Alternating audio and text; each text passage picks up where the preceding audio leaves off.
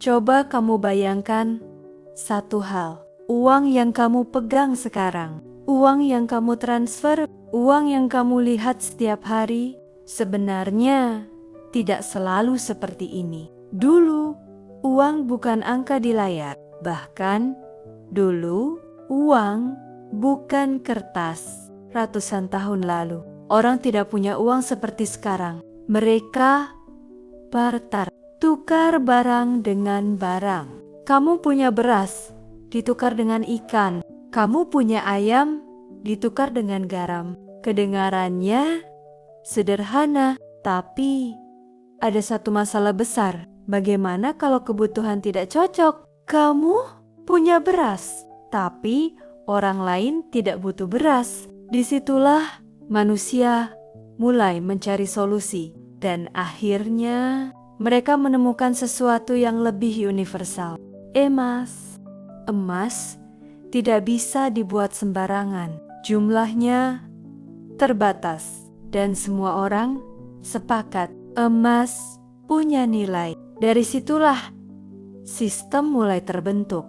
Orang mulai menyimpan nilai dalam bentuk emas. Dan untuk pertama kalinya, uang mulai punya standar. Tapi masalah belum selesai. Emas itu berat, sulit dibawa, tidak praktis untuk transaksi sehari-hari. Akhirnya muncul ide baru. Daripada membawa emas kemana-mana, orang mulai menyimpan emas di tempat tertentu. Dan sebagai gantinya, mereka diberikan kertas sebagai bukti. Kertas itu bisa ditukar kembali dengan emas. Dan pelan-pelan orang mulai percaya pada kertas itu. Di titik ini, uang kertas lahir. Tapi disinilah sesuatu yang menarik mulai terjadi. Awalnya, setiap kertas benar-benar didukung oleh emas. Ada jaminan di belakangnya. Tapi seiring waktu, sistem berubah. Kertas tidak lagi sepenuhnya didukung emas. Dan akhirnya, uang menjadi sesuatu yang kita kenal sekarang. Kepercayaan. Uang bernilai bukan karena bentuknya, tapi karena kita semua percaya bahwa itu bernilai. Dan disinilah masalah modern dimulai. Sekarang uang bisa dicetak. Jumlahnya bisa bertambah. Dan ketika jumlah uang bertambah, nilainya perlahan turun. Inilah yang kita rasakan hari ini. Harga naik, uang terasa makin kecil nilainya. Kerja lebih keras, tapi hasilnya terasa sama. Dan tanpa sadar, kita hidup di sistem uang yang terus berubah. Tapi kita tidak pernah benar-benar memahaminya. Lalu muncul satu hal baru. Sesuatu yang tidak dikontrol oleh satu pihak. Sesuatu yang tidak bisa dicetak sembarangan. Yaitu cryptocurrency. Untuk pertama kalinya, manusia mencoba menciptakan uang yang tidak bergantung pada bank atau pemerintah. Sistemnya berbeda. Tidak ada pusat. Tidak ada yang bisa mengubah seenaknya. Dan jumlahnya terbatas. Konsep yang sebenarnya mirip dengan emas, tapi dalam bentuk digital. Dan disinilah kita sekarang, di masa di mana uang terus berevolusi dari barter ke emas, ke kertas, ke digital, dan sekarang ke cryptocurrency. Jadi kalau kita sudah melihat perjalanan uang dari barter, emas, kertas, sampai cryptocurrency, pertanyaannya sekarang bukan lagi tentang sejarahnya, tapi tentang posisi kita di dalam perubahan itu. Karena masalahnya bukan dunia yang berubah, masalahnya adalah kita sering tidak ikut berubah.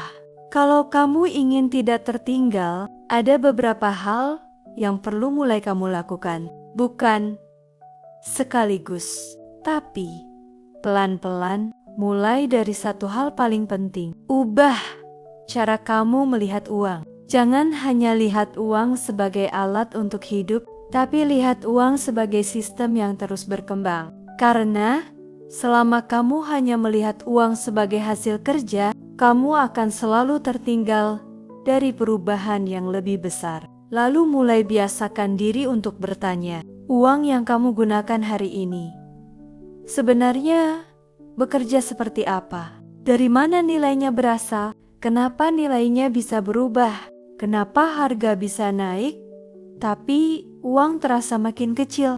Pertanyaan sederhana seperti ini akan membuka cara berpikir yang berbeda. Kemudian, mulai belajar. Bukan hanya mengikuti. Banyak orang hanya ikut tren, ikut kripto karena ramai, ikut investasi karena viral, tapi tanpa pemahaman. Semuanya jadi spekulasi. Padahal yang membuat seseorang bertahan bukan karena ikut lebih cepat, tapi karena paham lebih dalam. Selanjutnya, latih diri untuk melihat jangka panjang.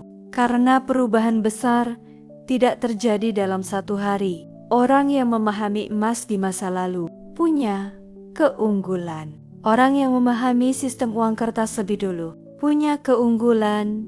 Dan sekarang hal yang sama sedang terjadi lagi. Bukan berarti kamu harus langsung masuk ke semuanya, tapi kamu harus mulai memahami arahnya. Dan yang tidak kalah penting, jangan hanya jadi pengguna sistem, tapi mulai pahami cara kerjanya. Karena selama kamu hanya menggunakan tanpa memahami, kamu akan selalu berada di posisi paling belakang. Dan di dunia yang terus berubah seperti sekarang, itu adalah posisi yang paling berisiko. Pelan-pelan, cara kamu melihat uang akan berubah. Kamu tidak lagi hanya mengejar, tapi mulai memahami. Dan dari situ, kamu mulai punya kendali. Pada akhirnya, uang bukan hanya tentang angka, tapi tentang bagaimana manusia memberi nilai, tentang bagaimana kepercayaan dibangun,